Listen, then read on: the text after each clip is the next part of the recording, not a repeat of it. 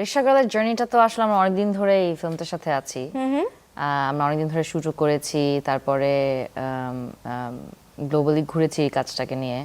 তো আসলে এখন বাংলাদেশে এসে এটা রিলিজ পাচ্ছে, বাংলায় রিলিজ পেয়েছে, এটা নিয়ে আমরা আসলে আমি পার্সোনালি খুবই এক্সাইটেড।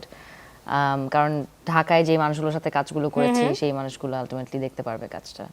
ওকে, আর আমি যদি জানতে চাই যে প্রথম ছবিতে আপনি অমিতাভ রেজাকে পেয়েছেন নির্মাতা হিসেবে, মানে এই জায়গাটা কেমন ছিল? এটা ঠিক প্রথম ছবি না, প্রথম ছবি লিড লিড অ্যাক্টর হিসেবে আমার প্রথম ছবি অবশ্যই। এবং অমিতাভ ভাই আমাকে ট্রাস্ট করেছে এই কাজটা নিয়ে, এটার জন্য তো লাইক আমি ফর এভার গ্রেটফুল। আর অমিতাভ ভাইয়ের হাত ধরেই আসলে আমার ফিল্মে কাজ করা হয়েছিল। প্রথমবার যখন মেড ইন বাংলাদেশ করেছিলাম তখন অমিতাভ ভাইয়ের রেকমেন্ডেশনে আমি অডিশন দিতে যাই আর কি। তো হ্যাঁ, I am very very very lucky, very privilege যে ওনার মতো একজন মেন্টর পেয়েছি।